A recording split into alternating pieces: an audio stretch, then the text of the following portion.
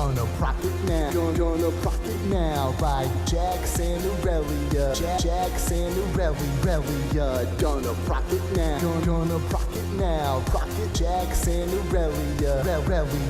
T-Force. Welcome to the rework of the T-Force. Now we going hard cause we bumping at the beat source. It's a 3-course dinner of dudes bringing the news and stats, interviews and casts from the pro scene. So fresh and so clean, like you're leaning with Nami in the bot lane. Keep it hot like brand, practicing his dot game. Give it to you easy like you're Resi in a bot game. Imagine Draven at prime time. Now ulti like LeBlanc can copy that 4 times, but manlier. Knock it up like Malphite planning a family-er. You gotta be tuned in like Sona on the ad wall. Get on the chat call. Can a podcast really be all that? Of course. How do 4 guys make a Triforce? Hey guys, welcome to Trinity Force Podcast. So I have a joke for you this evening. Did you guys hear about the guy who got his whole left side cut off? He's all right now. Well, he's all right now. Don't you hate when people guys say the punchline? I hate punch. Old one. I hate punch. That cold open needs some work. That escalated way too fast. The problem here was DeClaude could have just let me have the joke. I know. He had to jump in. He gets up all day on Twitter. All right, we're redoing this. We're starting the show. I thought the thing about jokes is that they're supposed to be funny. Don't worry. With that joke, there should be more left.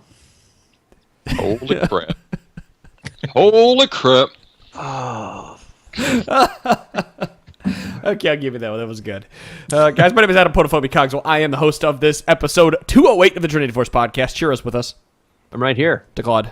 Howdy. Punch.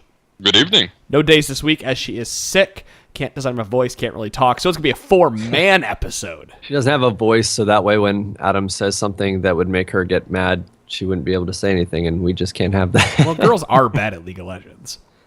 Wow. No, I'm kidding. Don't clip that. Nobody clip that. That was bad, okay? Too late, sort of clipped. I don't know what you're talking about. Okay, guys, got a couple things going for you. If you guys want to help out the podcast, like I said, it's that time of year. We have to pay for our hosting fees and all that, and some of you have decided to help us. So if you'd like to help, you can donate to the podcast. There is a donation PayPal link at twitch.tv/TForce Podcast. 2 people have donated this week. First of all, Luke has donated $10 to the podcast to help us continue going. So thank you very much, Luke, for donating. We do appreciate it. Sweet. And we have, I hope I get this right. It's Redon. So I'm assuming it's a read-in. Redon. Yeah, Redon. That's fine. Redon. There might be an I. Redon. Sorry, if I butcher your name, but he did write in. He donated $100, and he wrote us a note. Hey guys, wanted to thank you guys for keeping an interesting and informed show. You helped me climb through 30 and up to Gold 4. This show helps me get through my commute, 2.5 hours one way to work. Oh, wow. For the first time in my life, I'm playing a game without any friends from real life, and you guys give the game personality that I was definitely missing in Season 3 when I got started. I'll be sure to give you guys an ad sometime soon, and we'll look for more personal pointers. Redone.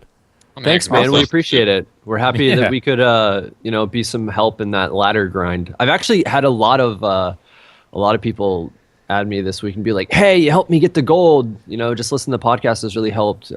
Listen to any little bit of information, help them get to the next level, and that's exactly what we're here for." So, Yep. Last minute rank. Oh yeah, You got to the 11th. The best time. You can add Punchinello, DeClaude, or Cheer Jaden in game. They'll help you out. Don't add Potophobia. I deny all requests. I'm sorry, guys. I got too much stuff to do. Yeah. So, actually, I've decided I have to quit. I've been playing World of Warcraft kind of like in the down season because I hit Platinum. I've been playing that a little bit. I'm actually quitting now because I've realized going into Season 5, I have to spend all that extra time that I was playing this game and talking about it again. So, especially with all the new changes that are on the docket. Ooh, they're coming. The fun stuff. Brand new game.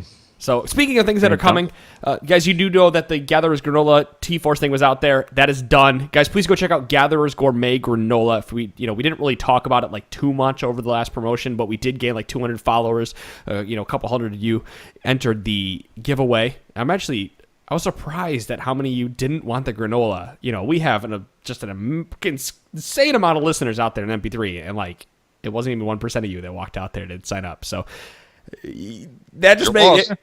Yeah, if you wanted, the next time that just means you could win the giveaway. Don't think because if you sign up you don't have a chance. You have a big chance because a lot of people don't for some reason sign up. But yeah, Gatherer's Gourmet Granola has a better chance because only 1%. That's not a lot. It wasn't even 1%. You'll never win anything by not signing up. Who won? We don't have we Wednesday. Figuring that out. We talk about it Wednesday. I want to make sure people go check out Gatherer's Gourmet Granola. Go on Amazon, go check it out. It's also bit.ly/T-Force Granola. You can go buy the granola. It's fantastic. It's a great way to wake up in the morning, great way to eat breakfast. It'll get you through the day. One bag will last you a couple weeks. It might last you a week, might last you 2, 3. Unless you're cheery, it's gone in a day. Yeah.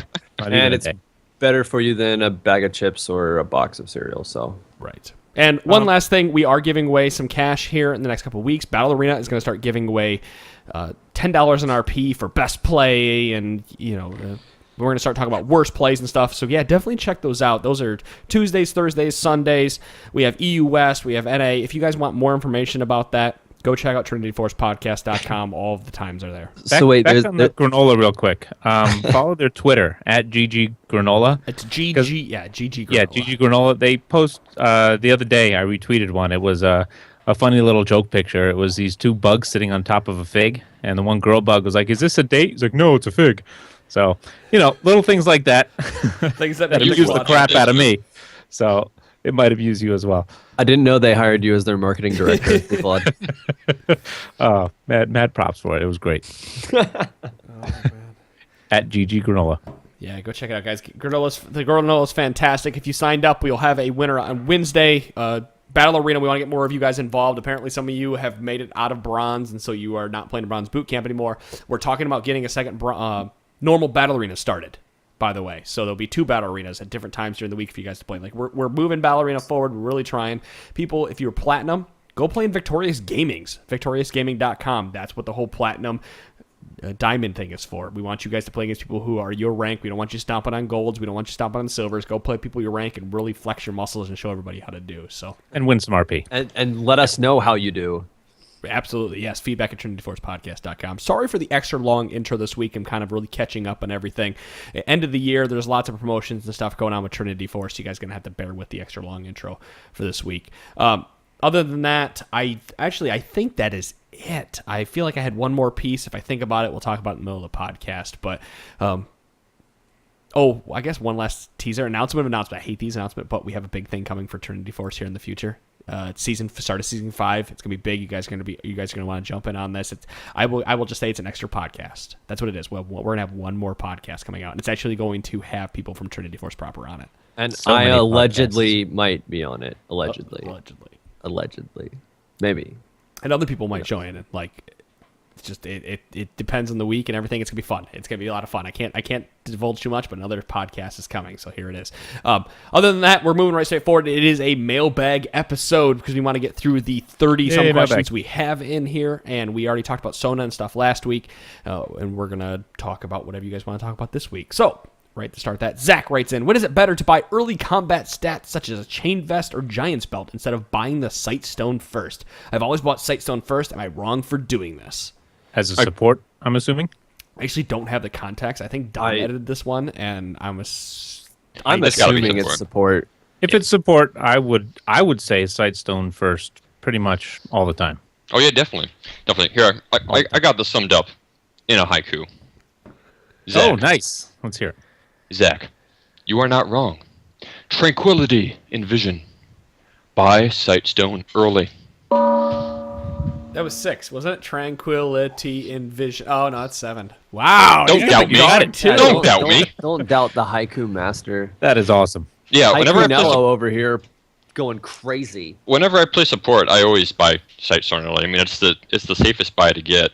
And if you're going to get defensive items, I think it's a lot better to get multiple ruby crystals as opposed to a giant spell. Just because you can build the ruby crystal, the first one into the Sightstone, obviously. The second one into a Kindle gem, which is part of the recipe for like every support item out there. Go buy your Dragon Ball. Right. And then if you need armor, like cloth armor is the more safer route to get, just because you have a limited income and it's cheaper. But I think there is like a set of scenarios, a very rare set of scenarios where you would think about getting a chain vest, and that would require 3 things. The first is obviously you need to be a tanky champion, because if you're not taking damage, it's not worth it. Second, you need to have lots of money, and by that I mean you need to be able to afford the chain vest, obviously, but you also need more income for wards, exactly, because you're not getting the Sightstone, so you're going to need those extra wards in order to stay in lane longer. And you also need regeneration, because you're planning on taking damage, so you need those red pots to fill yourself back up. And lastly, it needs to be an action lane. Like, everybody bot lane needs to be throwing haymakers at each other, just non-stop fighting. Because if you get a chain vest and it turns into a farm lane, then you just wasted the money pretty much. You could have gotten a Sightstone and stayed in lane longer to farm longer, but now you've got a chain vest, less wards. You're probably have to go back at some point to get more wards, or you risk yourself getting ganked by the jungler. So safe bet, forget about all that crap and just get a Sightstone. Exactly. Say the enemy bot lane gets ahead early and they're able to bully you to turret, and the enemy jungler's been kind of shut down, and your jungler's been shut down and the enemy jungler is like posturing to go bot. If you don't have that Sightstone, you don't know that 3 or 4 man dive is probably incoming, and you're just going to get even way more behind. And buying those early ruby crystals into a Kindle gem or whatever else you want to get with them are all like step buys. Whereas if you buy that giant's belt or chain vest, you're going to be sitting on it for a while, because like, say you're Leona or Thresh and you want to get a Sunfire cape, you got to spend at least 720 extra gold or 1,000 extra gold, if you're depending on what you want for it, just to get the second piece of it, and that's not even the combined cost. Meanwhile, you end up getting a Kindle gem and you have 10 extra percent cooldown reduction. You can fight more. So. Everything that you're buying is a support. When you buy items as a support, unless you are playing like super hard carry AP support because you got fed really early as Zyra or Annie, those are like the extreme cases. Vel'Koz. Okay. Vel'Koz isn't a support. No, just a normal speaking support lane that's farm. Every item that you buy as a support should have a reason. You should have a reason you're buying it, and you should justify why you're buying it. But it's not, well, the person attacks me and he loses attack speed. It's, I am being focused every single fight first, and everybody is having their attack speed slowed. Every item that you buy as a support should support your team in one way or the other, and not just one person.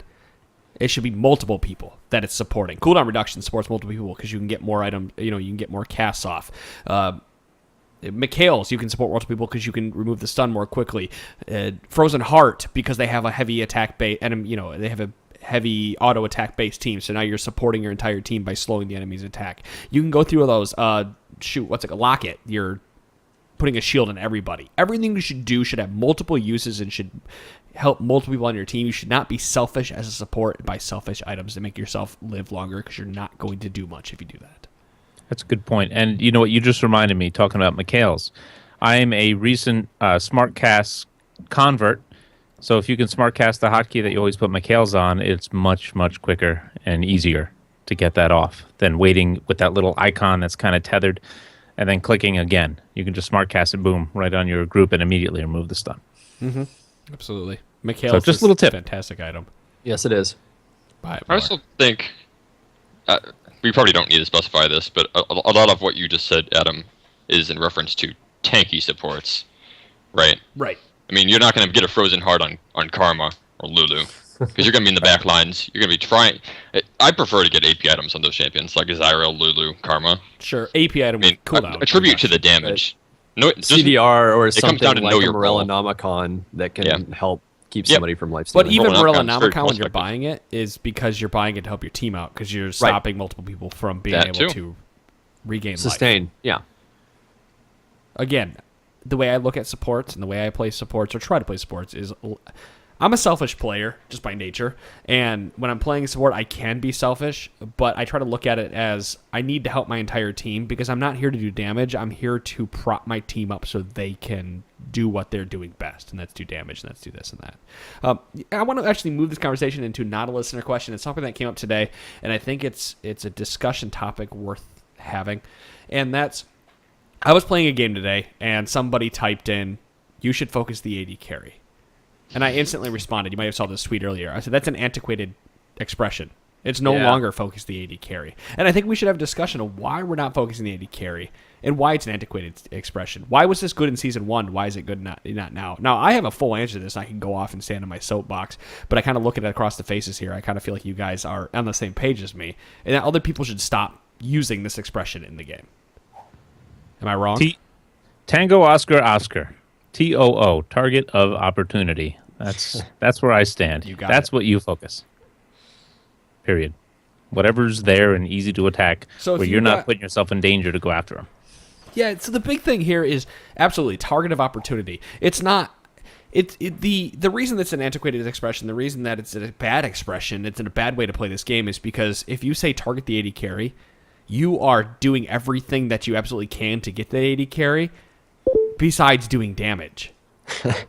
You're tunnel visioning this shit out. The only person that might work with is somebody like Olaf. Oh, some kind of assassin Rengar can do the Right. same thing. Right. But for the most part, if you're just going to try and mow down the enemy AD carry, you have to wade through 4 other champions as long as the enemy AD carry is positioning properly or well or paying any attention whatsoever. Right. And in that time to wade through 4 other people, he's going to be smacking you in the face. And he hits hard. So do the rest of them. And if you die, you're not helping your team at all. So kill what you can. If there's a tank in the way and that tank has the ability to stop you from murdering somebody else, murder the tank. It's not that hard of a concept. Yeah, you'll learn really quickly if you have that mentality. I must go after the squishy. You're gonna run through the gauntlet every time, or you're not gonna contribute any damage because you're waiting for that AD carry, or you're chasing or doing something stupid. So you'll be a seasoned veteran, and I don't mean a soldier who was hit with mustard gas and pepper spray, knows that you go after the target of opportunity.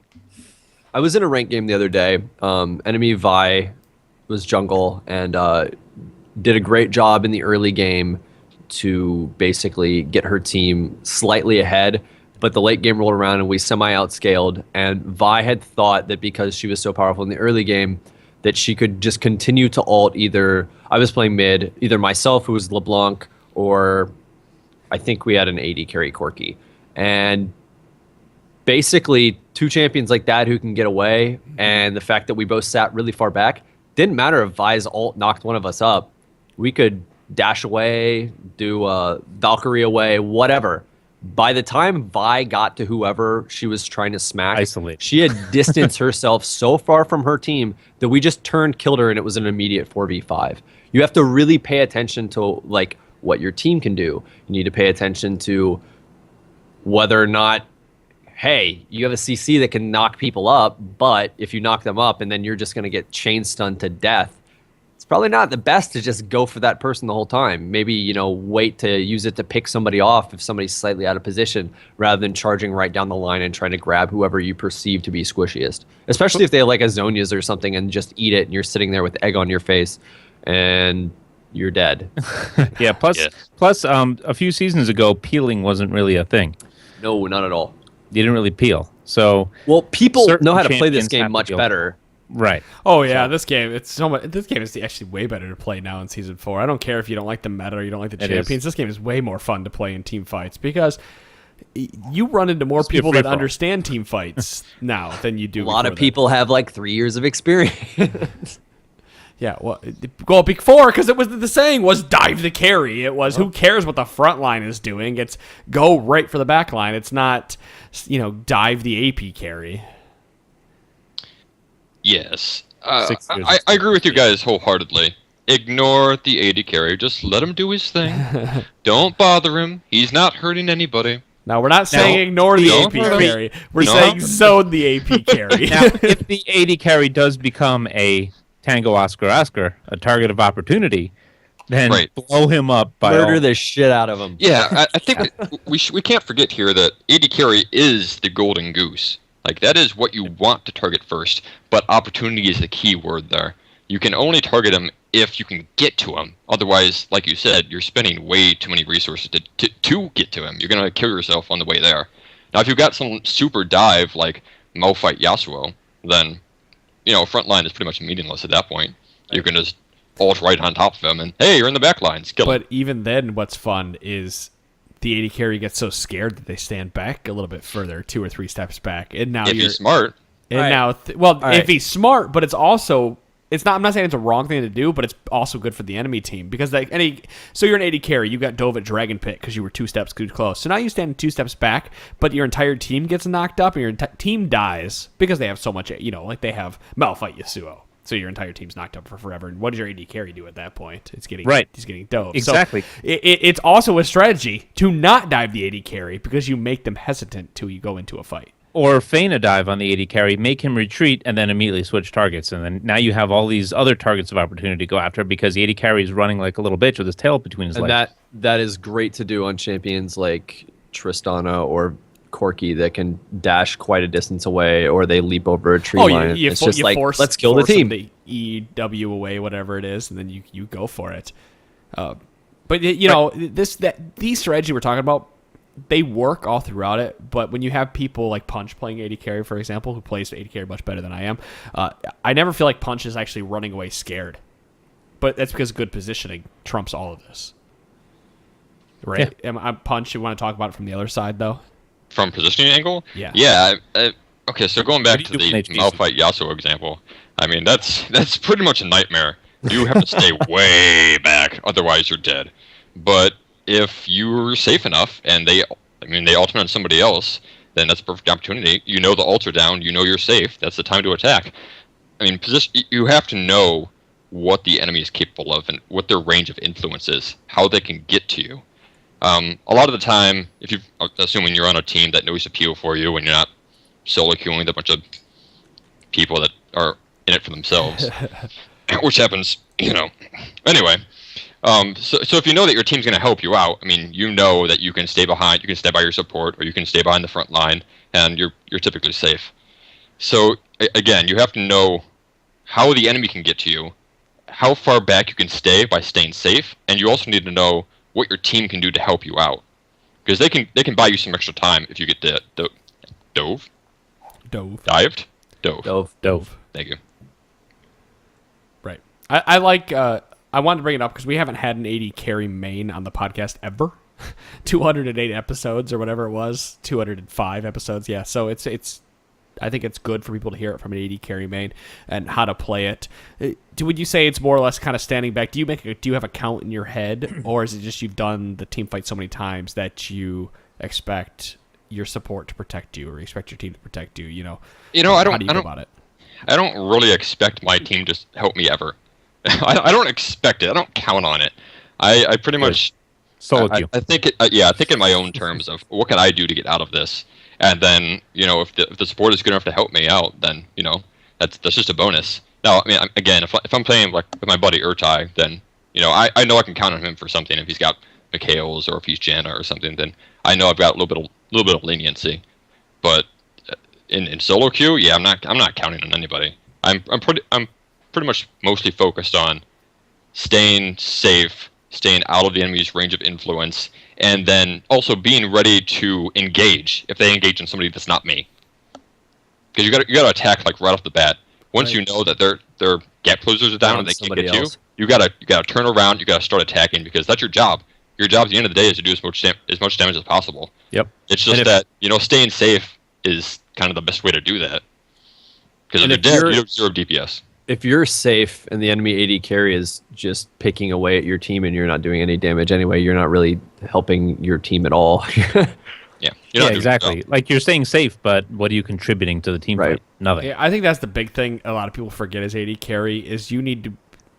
Well, it's a mechanical role. It's such a high mechanical role. It's not just about where you move to. It's about how quickly you can react to fights, because that extra 1 or 2 auto attacks you got off in the beginning of that team fight could turn it completely around. Because the entire team, like I said, it's great if you had ulted 4 people, and it could definitely turn it around with the Malphite Yasuo, but maybe the AD carries fed enough at the same time that those 2 auto attacks that you got off in the beginning turn the fight around for you. Yasuo gets 3 shot in midair and it doesn't matter. Right. So just on a everything we say, there definitely is, there's the extremes.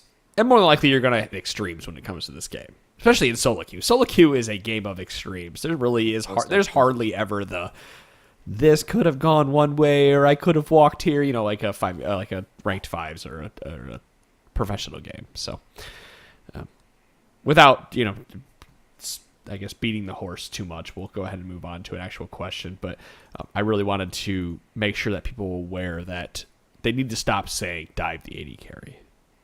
That's what reminded me of. Especially if you can't dive. Right. AD carry, just think of it this way. Go for whatever is the easiest target to DPS, and if you have a choice between AD carry or tank, pick the AD carry, of course. Prioritize it, but don't not damage something just because you're chasing the AD carry. You got it. Let's move on. Chris, it seems like there's an extremely large variance in skill level in silver. Yes, there is, Chris. Yes, there is. I play anywhere from 10 to 20 games a week for the past 2 months, and I've had very few that actually are competitive. Is there every play is sorry, reading it. Let me start again. Is this every player's perception or just mine? I play the game for the competition, and it's not fun if every game ends up a one-sided stomp. Okay, here's the thing. Only 10% of the entire player base is gold 4 or higher. Is good at this game. Oh, really? Yeah, it's only 10% of the player base is gold 4 or higher. That means 90% of the player base is in gold 5 or below, with the majority falling in silver and higher bronze. That means that you might be running into people that have platinum level mechanics but have bronze 5 map awareness. Mm-hmm. Or bronze 5 decision making, whatever you want to call it. You might have a guy that could go toe to toe with somebody amazing, but doesn't matter when they can't contribute to their team whatsoever. It's sort of in that area kind of a toss up with who you're going to get. You might get somebody that's great mechanically but doesn't know how to play with a team, or you might have somebody who's not that great but they're the best team player ever and it helps you win the game. Sure, they went 0-5 in the early game, but they came back, and with their help you took every dragon and baron on the map. That's pretty much you when you play top lane Jax. Well, I kind of wish that I win every game I play top lane Jax. I kind of wish that Daze was here for this conversation, because she would she'd actually argue with what I'm about to say. She says, and I've said this before, like mechanics will take you to gold. If you have platinum level mechanics, the majority of the time you can get to gold by just destroying your lane and pushing it. But in my opinion, you need to have not platinum level. I won't say it like that because that just sounds like you need to be amazing at this game to most people. You just need to have good mechanics, or solid. I'll say you need to have solid mechanics and good map awareness, because I could use Pantheon right now. I could take Pantheon from bronze 5 to gold 3. Easy. Just that one champion mid lane. The entire way up. Not a problem. Because you've done it? Because I've done it. Right. And it's because I have really good mechanics. But even when I had bad mechanics, or bad in comparison, I'm sorry. I feel like I'm really putting down to the listeners, but I have solid mechanics and I have solid map awareness. Just having those two things, I can go from bronze 5 to gold 3 because I understand the champion, I understand how to trade, and I understand what I need to do and when I need to do it.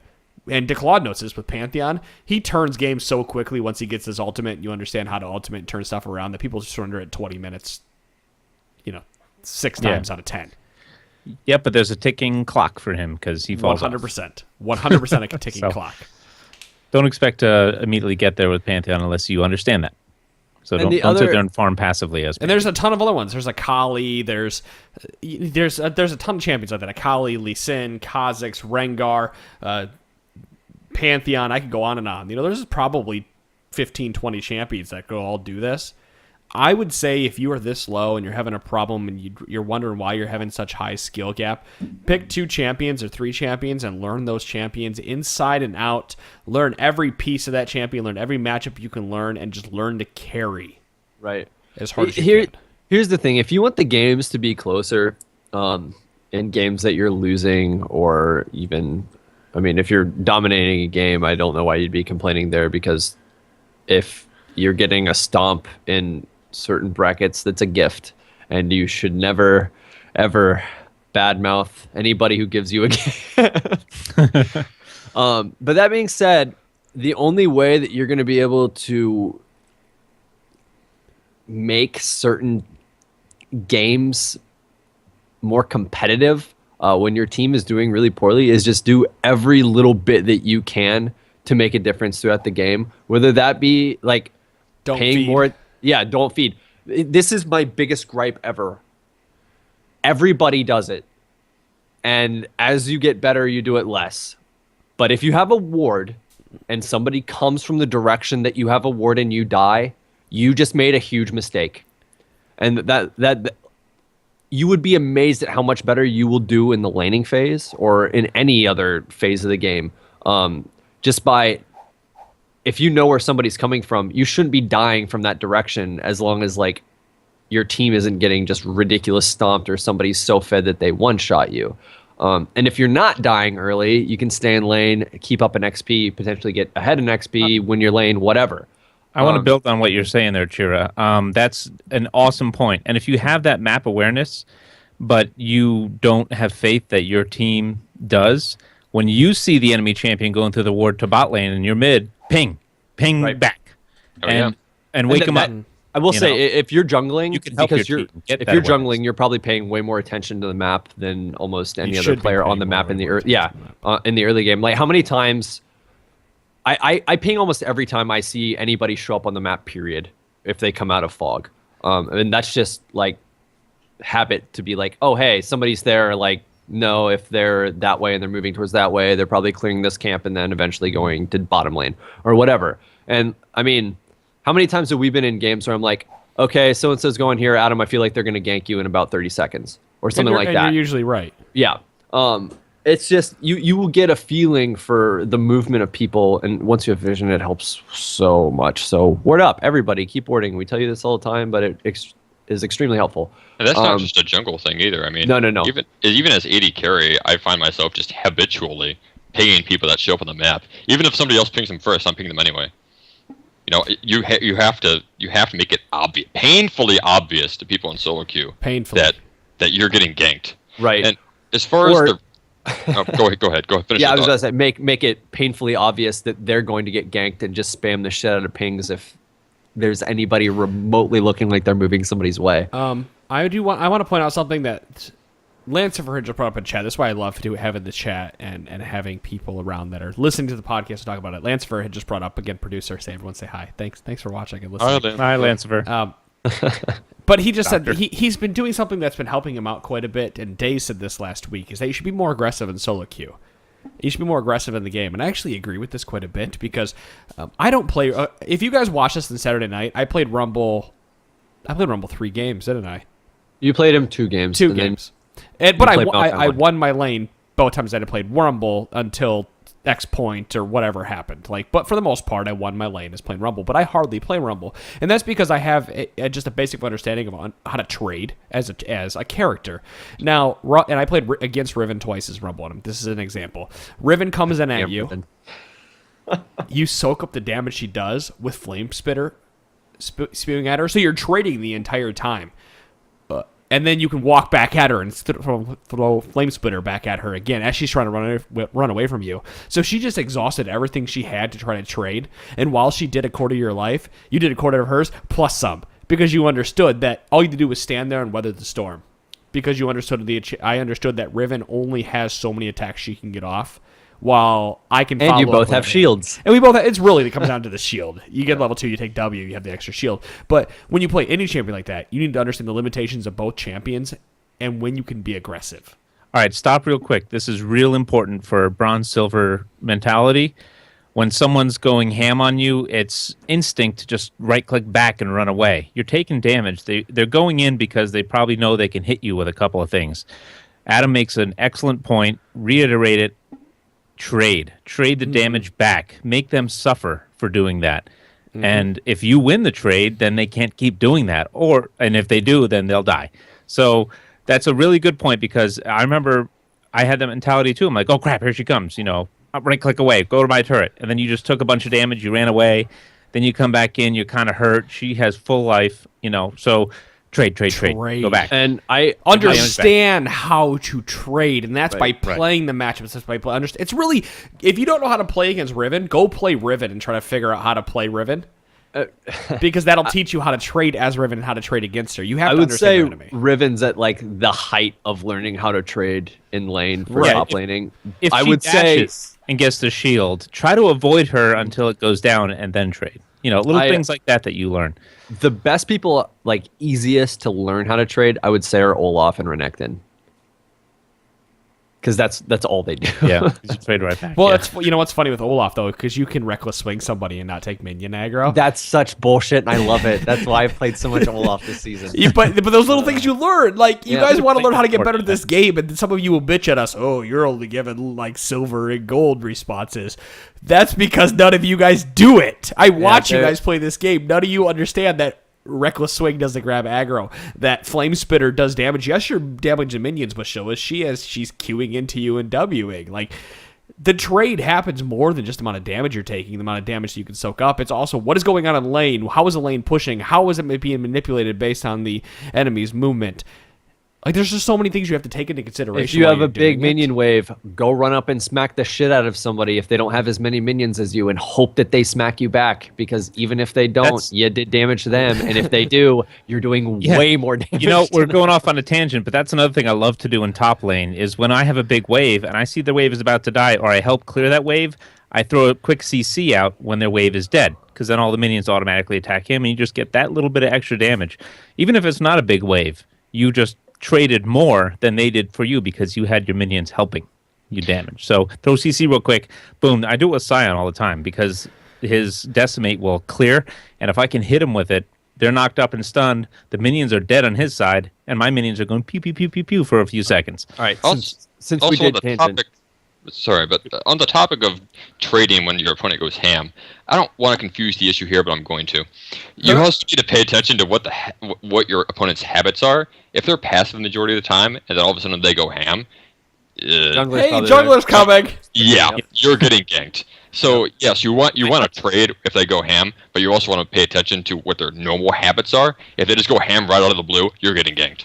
and that's why you should be warded. But you might not be. Like, I'm glad that people, and it's most of the time that's a safe bet to do, but I will use that mind game on Scion all the time because he telegraphs, you put the shield on, he's coming after you. Tactics. Sometimes when I see my minion, cannon minion, or let's say a melee minion going down real low, I'll hit my shield and run at him real quick and make him think, oh shit, back off, he'll lose that CS because it'll die. And then I'll be like, just kidding, nope, I'm back, and not actually do anything. So there are mind games that can come into play, and you can recognize those patterns. But for the most part, play it safe. If all of a sudden they go ham, Riven puts on her ultimate, for example, you hear that noise and you see the sword assemble. It's like, oh shit. Yeah, that's Somebody's coming in. Never good news.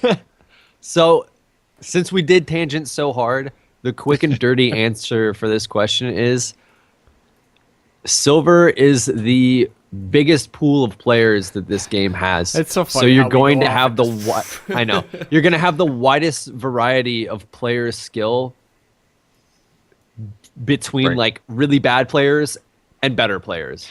Before we move on, I got one last thing to talk about the original question, and that's I like to think of the randomness of solo queue in this regard, and that we can all agree that if all three of your lanes are won, your chances of winning greatly increased. Correct? Mm-hmm. So I think of it this way: if you win your lane every game, then despite the randomness factor, the more games you play, the greater the chance that you're going to win over the long term. So focus on winning your lane, play a lot of games, and over the long term, you can't help but win the majority of those games. You're going to climb up the Statistically, ladder. you have an advantage. We're not Yeah. professional players, though. Us as people that go from bronze to challenger or whatever it is. But that's because they understand the game at a higher level than some of us do. And they don't have the mentality as this listener who wrote in where it's okay, it may not be fun if it's all one-sided. We didn't touch on the fact that it looks like from the way he worded the question, it's either one-sided for the enemy team way or or for the his other. team, and he doesn't have fun either way. If his team totally stomps, it's not fun for him. He plays for competitiveness. If your main objective is to climb that ranked ladder and get up there, like Adam was saying, to challenger from bronze, then you have to be thick-skinned to that. You have to go, okay, whatever, it was a win. Don't look a gift horse Hecarim in the mouth. Just take that win and move on. If you want to play for fun, then go to normals. But then we're back to our discussion last week about playing for fun against playing to win. Right. And competitiveness will get better the higher you climb. And there's also something to be said about Exactly. That'll finishing come. games. If you do have an advantage, finish games as quick as possible and make it into as big of a stomp as possible, because every second that the game goes on when you have an advantage is just time for the enemy team to come back. Yeah, good if point. you Don't go to farm mode. want if you want to play this game at a competitive level and that's all you're looking to do is be competitive, find a team for ranked 5s and then be the voice on ranked 5s. We had somebody come in. We played ranked 5s on Saturday night. I streamed it for 3 hours, and I had a lot of fun playing it. Even arguing in game 2 a little bit, and but we still were working through issues as we're talking. Like, that's fun for me. That's competitive. I'm saying, Days, I need you to be more vocal. Sean, I need you to be more aggressive here. Adam, I need you to stop feeding this. Adam, I need you to stop doing that. Like, all those things. That's Adam, fun. respect Riven. She's strong now. Right, which is great. Chi-Chi's But at the very same time- accusatory in game. I was Towards Adam. accusatory because I was being accused. It's a self-defense mechanism. I'm sorry, Adam. I love you. I know I'm not. I've never had a problem. My overall point of playing the ranked 5s is somebody came in and said, "Wow, this is really try hard. Why are you guys trying so hard?" Because it's Ranked fun. 5s. Yeah. Yeah. We're not playing because we don't want to win. We're playing because we And- want to win real bad. And even if you watch us, I guarantee, as just a group of just casual players, like technically we're pretty casual, playing this game, and we're definitely casual playing ranked 5s. It'll be 1, maybe 2 nights a week, and it's still fun to it's still fun to talk strategy and really put everything that we've learned and see if we can't make it work into the game. And we do. If you watch us play ranked, we have good transitions. We have good laning presence. We have good mechanics. And that's why it's try hard and why it's fun. Like, if you have a problem with try hard in this game, then you're not playing to win. You're not playing to win. We're going back to Tryhard last is week. fun. I think ranked 5s is the most fun way to play this game. And you Just because learn you put so much effort, right? You learn a ton, So and you put much. so much effort into thinking about, all right, what team comp do we need to play? Like, how do we need to play against their team comp? How are we going to lane? You do a lot of thinking. You do a lot of planning and analysis. You get really into the game. It's very fun. Well, Punch's Well, comment that- last week where he said we should just alt F4 here and go do another team select or champ select, because we did that really poorly. Oh yeah, we failed team select so hard. Yeah, and then plus you're playing with 4 other friends, Yeah. so you're having fun. And if you guys are all It's pissy at happening. the end of the day, then you should probably not look at play that. together, right? Yeah, or you're Chi-Chi and you make passive-aggressive comments when D-Claude Fat Finger flashes and goes, "Oh, yep, that's why we lost the team fight." Wait, when did I do I know. Don't worry about it. Let's go ahead and move on to the next question. We I have don't- some time I'm left. just I want to trying to get some of piss this stuff done. So Checkosaurus writes in, I hope you guys enjoyed all the discussion. We're moving on to the next one. Checkosaurus writes in, it's really important to know the range of champs' abilities and auto attacks, but unless I play a champion to death, I find it basically impossible to gauge how long something like 600 range is. Do you guys have a method of gauging range using the environment? I feel that saying has a range of X is completely meaningless unless we know how far one unit actually is. That's why, as a Trinity Force podcast, we have taken up Teemos. All right, this is gonna sound really, really The number of sketchy. Teemos that somebody is. That's what it is. I couldn't tell you the range on any of the champions' abilities that I play. I've just played those champions so much that I just know how far shit goes. If the number is meaningless. Yeah. It really comes down to like how comfortable you are with the person. So How many like times has Punch yelled at me about auto attack ranges? Veins is 550, right? Oh my god. Yes, it's 550. Thank I you. used to It's say the first time you ever got it right. well, and that's 550. that's a different story when it comes to like auto attack range, because it is important to know what characters have a shorter or longer auto attack range than others, just so you know, like if I'm going to go last hit this and they're standing really close to it and they have a longer auto attack range, they can trade back.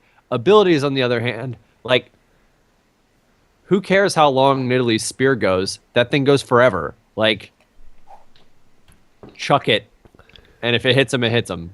Well, while you're learning a champion, I know there's people with other strategies for this, Right. but I always modify each ability every game depending on what champion I'm playing between smart cast and not smart cast. And specifically, I do not smart cast skill shots because I want to see what that range is. I want to know how far I can throw the skill shot, and for other reasons it helps me aim. But that doesn't apply to this. So I think It does, because you need to know how long you're going, and you know how long your enemy is going. But he says no matter how many times he plays, he can't put a finger on range. And I think that's a good point, because I do the same thing. It's, you know what? I'm really weird about how I play this game at this point, where sometimes I will skill shot something, sometimes sometimes I'll smart cast it, sometimes I'll normal cast it, sometimes I'll do a hybrid in the middle of the team fight. I'm like, all right, it's this length, now I can smart cast it because I'm walking to this point. But the entire point stands is I don't know how long 600 range actually is. I don't actually know what 550 range is, but I do know that it's, approximately, like I joked before, it's approximately 10 TMOs in length. Well, like you kind of get an idea of how big a unit is because most units are about the same size, so you get an idea how far it can go. Here's what you do. All you have to do for an auto attack, okay? Hit A, and it'll show a circle indicator around you showing how far you can auto attack. And then you can right-click if you want to cancel it or whatever. But hover your mouse over your abilities on the screen, and you'll see the range indicator right there, regardless of if you have SmartCast, excuse me, or not. So if you're in doubt, you're in the middle of a game, because I never know just by looking at it, I'll quickly hover over and say, okay, they're in range, and then boom, I'll use my SmartCast ability. And even if you do SmartCast, you can turn on the range indicators and just all right, Elise, for example, if you hold E, it doesn't just shoot her web right immediately. You can line it up and then shoot it. So the ability doesn't go off until the release of the button. That I play with SmartCast on every champion that I play with every ability, just because I've played a whole lot of champions and I'm just comfortable doing that now. It would be foreign for me not to do that.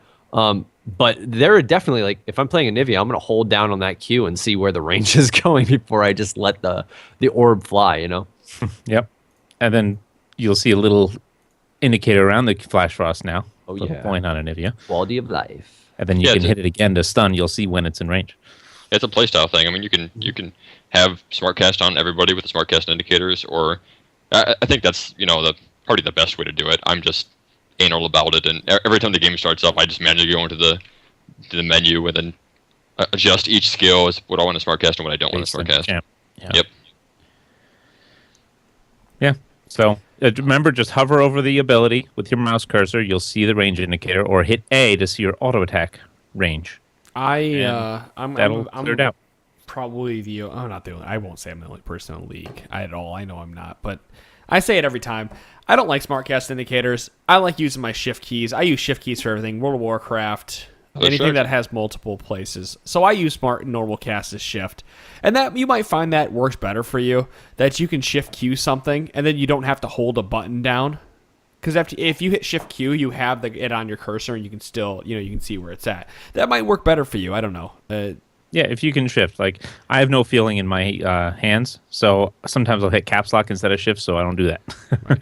I don't like holding a button down. Personal preference, so I don't like holding Q down and seeing my thing. I also feel like in the middle of a team fight, I can be walking somewhere and shift Q faster than I can hold Q and kind of look.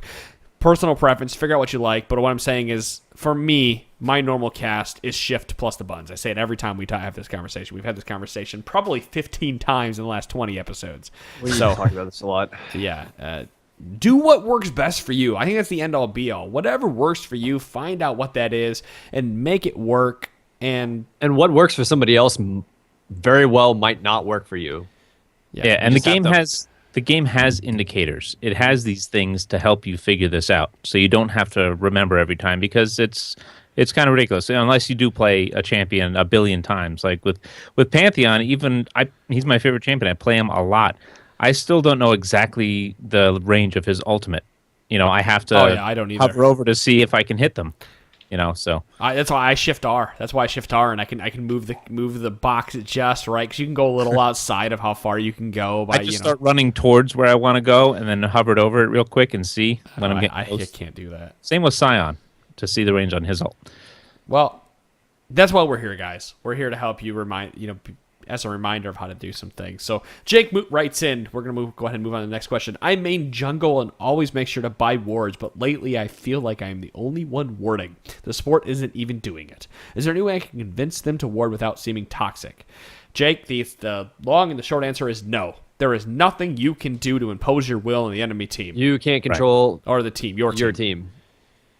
And you can easily suggest without being toxic. Right. You can say, hey, somebody ward a dragon. Ward for Baron. I've used my wards at Dragon or whatever. Yeah, I mean, be passive aggressive about it. Though. Yeah. Don't be passive aggressive. You just have to be why no ward support? As positive as possible, because the moment that. All right, this is going to come back to this piece of advice. Everything that you say in the game, say in the before you type it or as you're typing it, say it in the most monotonous, boring voice that you could ever say anything ever. And if it sounds condescending whatsoever, write something else. Or don't write anything at all. Because I've been that that's one why I thing turned off that all you didn't- chat. I just bite my lip Yeah. now. Done. Can't do it. if that one thing that you say that, oh hey, you know, if you guys were warded there, you wouldn't have died. They're not going to ward there for the rest of the game because they're pissed off at you. So like, Or take matters into your own hands. Buy a scrying orb and just scry certain spots randomly when you think an enemy might be there. Right. You know, but you can't control the other people in the game. You can only control what you do. I would say keep up warding. You know, I would ward major junctures. Like you're not going to want to ward like single bushes You that can only drop can 4 see one wards. area. Put Right? them Yeah, in yeah. 4 major areas of the map and try to keep up the wards. So honestly, there's really not much more you can say. We can sit here all night. Well, I kind of feel there like is- this question has been beaten to death by the podcast That's and true. talking about it. I have so I don't want to sit on one- it all night. One thing to say: if there is one person on your team that you feel is going to be able to carry harder than anywhere else, so say like your AD carries pretty fed early and they're not warding or anything like that, you can go out of your way to ward up for them, because if you're warding for the person who can carry you, you're more likely to win the game if you're able to continue getting that person who you believe can carry. I wouldn't really Spoken like if a true jungler. if there's a 0 and 5 top laner, I wouldn't really bother that wasting guy. wards. Yeah, he's what's he gonna do? Pay attention to the ward that he wasn't paying attention to and die again? I would go take care of the people on your map that can actually make a difference and help you win the game. I think that's the easiest answer to that. So And that includes if you're failing. Yeah, If you're losing lane, just be like, whoa. The short answer is you can't impose your will on your teammates. It's like politics. You have to make the other people agree with you. You can't make the people who disagree with you agree with you. So you have to try to grab the impartial people, and you can't do that in a game that you don't have time to type in. So just do what you can to help your team out and move on from there. Or play mind games. I'm sorry to keep dragging this on, but I've done things where I've noticed it helped. Like, I'll be like, whew, it's a good thing I had a ward there. I could see him coming, you know? Or, wow, my pink lasted since the 3-minute mark. That's awesome. I really got my I really money. got my gold I don't for feel it. like that does anything ever. Claude I is the don't, master of mind games. I don't care if Chances you- are it won't, but hey, you never know. Sometimes Well, people you know like, what? I keep trying to surrender games to Claude in the game, and he still doesn't accept. So one of these oh, days hell he'll no. press I'm so happy yes. with that. One No, of I got- these I got one days. of that I love announcement. how one of our games on Sunday you tried to surrender and no one. I laughed about it. I know, but I typed it. I was like, well, I know DeClaude's not going to do this, and I was the first to say no. assumed one of you. there's other somebody than else. that. I think it's Chi-Chi, and I thank you very much. No, it's for punch. supporting me in It's the fucking punch. No, essentially. every whoever does it, thank you. time Don't surrender. I never surrender anymore. Yeah. Good. Yeah. No, fuck you guys. Just surrender. Jake writes in. He already wrote in this. So we just talked about King Kong Swag writes in. I listened to episode number 200 8 episodes ago. That was like Nice. 4 weeks. I listened to episode number 200, and the crew made a big deal about one health making a difference. If one health makes a difference, what are your thoughts on secret passives like Zed, Akali, and Kennen losing 1 health per extra ninja on your team, or Leo losing 1 damage against champions with sunglasses? This is actually a really good question. Yeah. That is a good Overall, question. what are your opinions on secret passives? Should Riot make them or remove Here- them all? For the most part, I think these secret passives are so like far and in between, like not the norm, that it's not that. Out of Big 100 games, 1 game may be decided by Right. the Less than secret that. passive. If So, like, that. I mean, yes, I guess with the rationalization that we had in episode 200, it very well could make the difference. A 1 HP trade, getting a kill early, yes, that can completely swing things in the long scheme of the game. But how many times do you get in a game where everybody, the entire enemy team is a team from Demacia with sunglasses with a Leona, and that Leona not being able to do that extra damage swung the game? Yeah. Because even if it is Not all. 1 in 100 games, which I doubt that's what it is, Yeah, it can't be even that high. I feel the- really high. the likelihood of that actually like becoming such a huge problem. And again, that's not to say that it couldn't happen. There is always that 1 in a million chance that something just happens to go absolutely Hey, bonkers. people win the and- lottery. and Yeah, it's, yeah. You know, But I don't think it's common enough. Like, how many times, the special interaction between Kha'Zix and Rengar, how many times have you actually ever seen that Never. happen? Yeah, I don't think I've ever Right. seen it. I've played Yeah. a lot of Rengar and Kazakhs. I've Even- never had it happen. I've Even in played- the LCS, where you often see a Rengar on one team, Kazakhs on the other, it doesn't get to that point. Or Sejuani and an Ashe you never see because I've no one played plays Ashe 2, or 3, Sejuani. 4,000 games total. I don't know how many games I've played. I couldn't tell you. I've played fuckloads. Somewhere between 2,000 and 4,000. Yeah, I've played a lot of games. Like, and even the in-game counter is off because I definitely know. It says like I've played like 1,000 games. I know I've played way more than that. Well, that's wins. It only tells you wins. So Right. for the number of wins, I'm maybe 51%, 52% wins in normals. Anyway, anywhere between 2,000 and 4,000 games that I've played, I'd say the upper is right. But anyway, my point is I've had 5 pentakills. Then this entire time that I've played this game, I have had 5 pentakills, and that's not including Arams. I would argue you're more likely to get a pentakill than to see that 1 HP situation make a difference from just that secret hidden passive. Probably. Maybe 30 or 12, then Yeah. the secret hidden passive made you survive with 11 instead of 12, Right. it's- That's a big deal. Yeah. are- So are that, we- so that I don't one remember out exactly of what we said. 4,000 games. Well, the argument, some people argue that one extra health, no One matter extra what damage, it was, one extra anything. one extra whatever was worth it to pick up because you never know when that one extra might make the difference. Right. And now we're kind of arguing It's free, I guess. we're kind of arguing the difference where when you really look at it we were talking about runes. That's what we were talking about in episode 200 because we were like, Okay. runes. The conversation when we ended was that runes don't really matter. In the grand scheme of things, they matter at level like 1 to 4. Right. Maybe. I don't know if I agree with that, but go on. Unless you're a jungler, then they really matter. Yeah, Because then you you're just The clear whole as point. dependent on I won't them. say 1 to 4. It's really runes matter. Like that you need to have them. But when everybody has the same runes, there's not really that weird combination that you can do that's going to give you a huge edge. significant edge. Unless you know exactly who you're Yeah, playing good against, point. what their rune setup is, and you counterpick the shit out of them or whatever you and consider even a then, counterpick is. it's not like a hard counter to their rune Right. page. Right. I think we with saw your- Jace 15 times at Worlds, and there was like, I think they said 7 variations of rune pages or something. Like I'm And just kind of pulling numbers a lot on my of ass, but it times was that's just- crazy. That's just people's preference for some slight it's like my thing The with 1% with- crit rune? Yeah, the 1% crit rune. Yeah, If you're yeah. not running a 1% crit rune on anybody that auto attacks, You're a noob. you're a noob. I'm not doing it. No. I just It's I in love thing that's there, but Yeah. I have a friend who he's cheap, which is why he's very Right. well off financially. But his rune page is he never bought any additional rune pages. He never bought a single rune. He only got the free ones from events like Halloween events Oh or my something. God. He still has tier 1 and tier 2 runes at his pages that he I runs. still only have 5 rune pages And with he's in gold 1, so it's like almost the same runes on them. or not gold 1, but gold 2 or 3, whatever. But he's up there. And he made it there without it, and he's like, well, maybe I should start actually looking at runes. I'm like, yes, please, because he's in my 5s team. But he's and it doesn't really make that big of a difference. as long Sean, as I have 20 rune I pages. know. Actually, 7 or 8 of them aren't even filled out.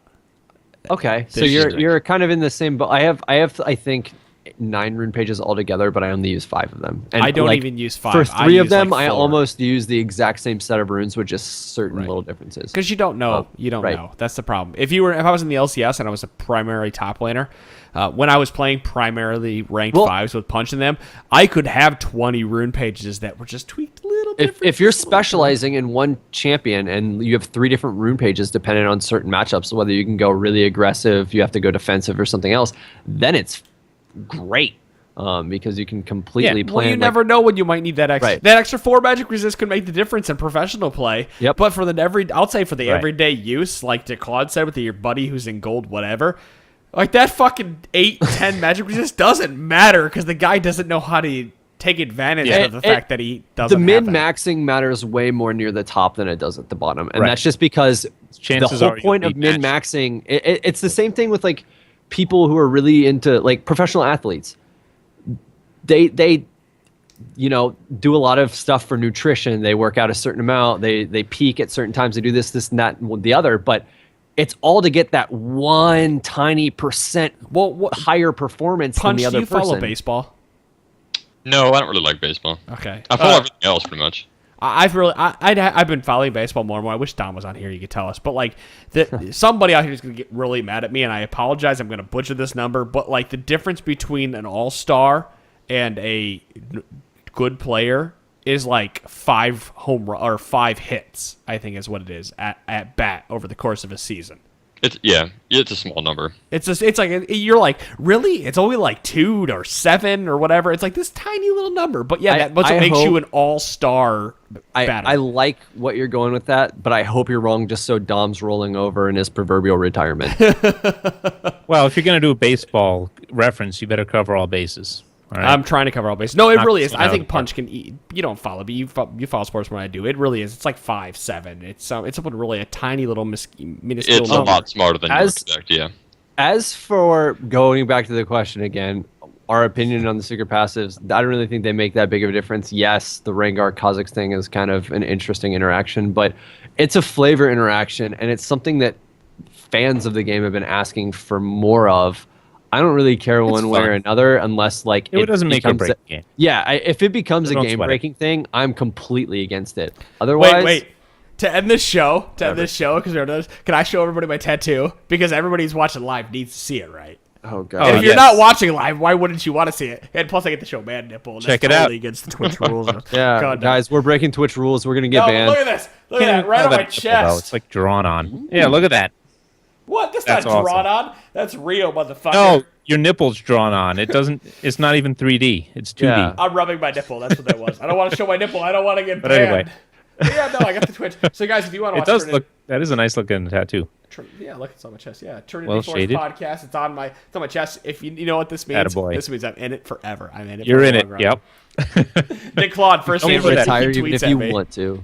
Yeah. No more threatening. Yeah, I might not do this podcast. And, nope. You know what? I need You're a in it, buddy. picture of your tattoo just so every time you're like, I'm gonna quit, I'm just gonna like send it to you, like spam your inbox. You're gonna send me the picture of the tattoo. Pictures of your tat. Yep. You can never leave now. Did you forget about this? Wrecker wants me to tell them why there's no yellow, so I'm gonna show you it again here. Sorry if you're not watching the MP3, but I have. So if you're not It's watching attached on his the chest. live show, I have the Trinity Force podcast logo on my chest, and there's no yellow because I'm so damn pale that the yellow would look like shit against my pale ass skin. Black and white's fine. And That's that's perfect. when Adam got like a darker skin tone tattooed on the rest of his body Yeah, right. to compensate for the yellow. It looks. I love it. I love chat that's blowing up. This is great. Yeah, episode 1000. Here we come. Yeah. Hell yeah.